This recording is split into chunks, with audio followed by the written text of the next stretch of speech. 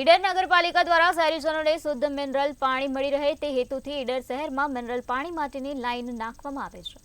જે લાઇનમાં ઉપયોગમાં લેવામાં આવેલ પાઇપો કામ પૂર્ણ થયા બાદ પણ 70 કરતાં વધુ નંગ બચી હતી. ત્યારે ઈડર નગરપાલિકા દ્વારા બચેલ 70 કરતાં વધુ પાઇપોને સાંકરિયા વિસ્તારમાં આવેલ પાણી પુરવઠાના સાઇટ પર મૂકવામાં આવી હતી. જોકે છેલ્લા કેટલાક સમયથી સાઇટ પર રહેલ પાઇપને થોડાક સમય અગાઉ નગરપાલિકામાં કામગીરી કરતા ખાનગી કંપનીના કોન્ટ્રાક્ટરે બારોબાર ઉપાડી લઈને ગાયબ થઈ જતા પાલિકા તંત્ર મૂંઝવણમાં મુકાયું છે.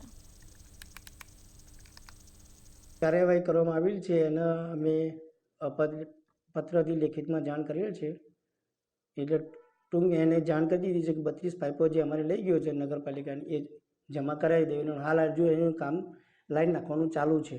અડધા સુધી પહોંચ્યું છે અને હવે કામ એ પૂરું કરશે. આ ભાઈ આવ્યા છે ને અહીંયા ટોકી ભરવાવાળા કોન્ટ્રાક્ટર એમના મારે કેટલા સમય પહેલા ભરવામાં આવી?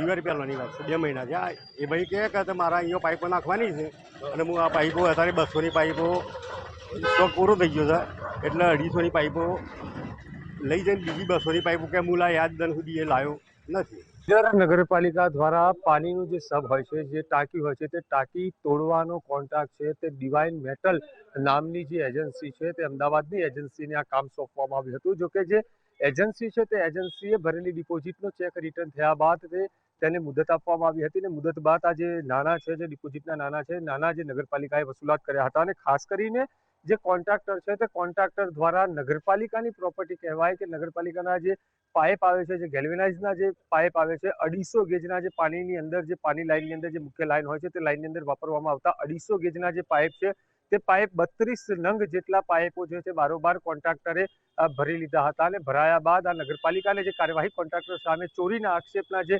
હાલ ચર્ચાનો મુદ્દો બન્યો છે અને જે ચોરીની ફરિયાદ કોન્ટ્રાક્ટર સામે જે નગરપાલિકાએ કરવાની હોય છે તેની સામે નગરપાલિકા ચીફ ઓફિસર છે તે ક્યાંક ને ક્યાંક મૌન વ્રત કર્યું હતું ને ત્યારબાદ જે પ્રજાની વચ્ચે ને નગરની અંદર આ મુદ્દો ટોક ઓફ ધ ટાઉન બનતા હાલ ચીફ એન્જિનિયર જે પાણી પુરવઠાના છે તે ચીફ એન્જિનિયરે પોતાને હસ્તાક્ષરે આ જે કંપની છે, જે ડિવાઇન મેટલ નામની જે ખાનગી એજન્સી છે તે એજન્સીને નોટિસ પાઠવી છે અને નોટિસ પાઠવી હૈયાધરણા આપી છે અને આ જે 32 નંગ જેટલા 250 ગેજના 250 ને તેમજ 300 ગેજના જે પાઇપ હતા તે પાઇપ રિટર્ન કરવા માટે એક આજીજી કરવામાં આવી છે.